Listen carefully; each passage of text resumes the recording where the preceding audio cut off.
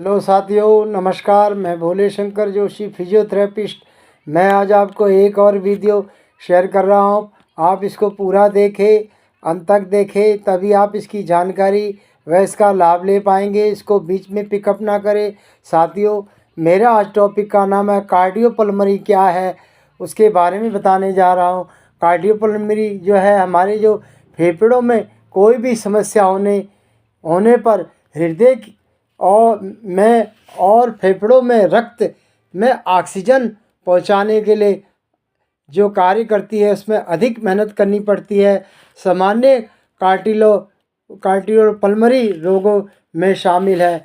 साथियों, cardiopulmonary conditioning, जिसे आजकल मार्ट कार्डियो भी कहा जाने लगा है, कार्डियो में साइकिल चलाना या ट्रेडमिल पर दौड़ना आदि गतिविधि होती है, जिसे एक निर्धारित गति से 10 से 15 मिनट तक लगातार करना होता है। कार्डियोपल्मोनरी कंडीशनिंग व्यायाम पूरे शरीर में रक्त की आवश्यकता बढ़ाते हैं तथा इनका उपयोग दिल और फेफड़ों की रक्त शुद्धिकरण और संचरण की क्षमता बढ़ाने के लिए किया जाता है। मगर इस कंडीशनिंग से पूर्व शरीर की पेशियां और जोड़ों को खोलने के लिए कुछ वार्म अप व्यायाम करना जरूरी है। दरअसल व्यायाम की तीव्रता बढ़ने में पेशियों में रक्त की आवश्यकता तेजी से बढ़ती है, मगर हृदय और रक्त वाहिनियां को इस बढ़ी हुई आवश्यकता के अनुरूप तेजी से काम करने में कुछ समय लगता है। हृदय और रक्त संचरण तंत्र में बगैर अनुकूलित हुए अगर व्यायाम की तीव्रता एकदम ही बढ़ा दी जाए तो उसके दुष्परिणाम होते हैं। इसलिए वार्म अप में स्ट्रेचिंग व्यायाम आवश्यक होते हैं। मुख्य कंडीशनिंग से पहले की गई ये हल्की क्रियाएं व्यायाम के दौरान शरीर की चोटों से भी बचाती है। कंडीशनिंग में समाप्ति पर व्यायाम एकदम बंद नहीं कर देना चाहिए, बल्कि धीरे धीरे व्यायाम की तीव्रता कम करनी चाहिए और मुख्य व्यायाम के बाद एक बार फिर स्ट्रेचिंग व्यायाम करने चाहिए। व्यायाम सत्र की समाप्ति इस चरण में कूल डाउन कहा जाता है। हृदय पुनर्वास के दूसरे चरण में पूरे व्यायाम सत्र के दौरान उपकरण के माध्यम से हृदय में गतिविधि लगातार नज़र रखी जाती है ताकि किसी भी व्यायाम का कोई भी दुष्प्रभाव हृदय पर ना पड़े। पुनर्वास में इसी चरण में रोगी के खान पान में बरती जानी सावधानियां के विषय में बताया जाता है तथा तनाव निवारण के कुछ तरीके सिखाए जाते हैं। पुनर्वास तीसरे चरण में व्यक्ति के हृदय दाब से लगभग उच्च उबर जाता है, उसे अस्पताल से छुट्टी मिल जाती है।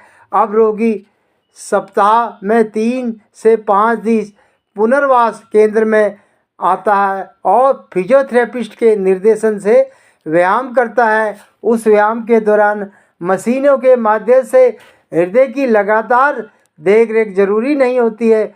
इस चरण का उद्देश्य होता है व्यक्ति को सफल और सुरक्षित व्यायाम करने के लिए आत्मनिर्भर बनाना, ताकि वे आने वाले दिनों में अपने व्यायाम कार्यक्रम को बगैर सहायता से खुद जारी रख सके। हृदय पुनर्वास के चौथे चरण में मेंटेनेंस चरण भी कहा जाता है, जो कि जीवन पर्याप्त चलता है। हृदय की क्षमता कायम रखने के लिए नियंत्रित रूप से सप्ताह में 3 से 5 दिन व्यायाम करना पर्याप्त होता है।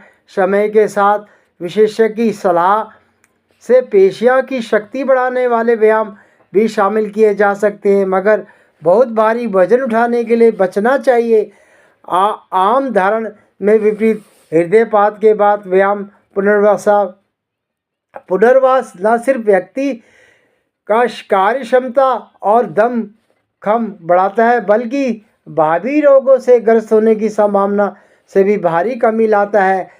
हृदयघात पुनर्वास में प्रयुक्त एरोबिक व्यायाम और उपयोग मधुमेह, मोटापा आदि उपाचाय की अन्य बीमारी को बचाव निवारण में भी किया जाता है। इन अवस्थाओं में फिजियोथेरेपिस्ट की भूमिका चिकित्सक से ज़्यादा एक कोच होती है, जिसका काम अपने मरीजों की चुस्ती फुर्ती कायम रखना तथा उन्हें सुरक्षित संचित जीवन शैली में और प्रेरित करना होता है। तो साथियों, ये मैंने आज आपको कार्डियोपल्मोनरी के बारे में जानकारी दी। आप इसको ज़रूरतमंद लोगों को शेयर करें, कमेंट करें, लाइक करें, और जो नए जुड़ रहे हैं, जो नए इस वीडियो को दे रहे हैं, कृपया वह इसको सब्सक्राइबर करें। इसी प्रकार की वीडियो साथियों मैं आपको आगे भी दिखाता रहूँगा। ज़्यादा ना बोलकर मैं अपनी बात को यही विराम कर रहा हूँ। अगले टॉपिक में फिर मिलेंगे, तब तक के लिए साथियों धन्यवाद।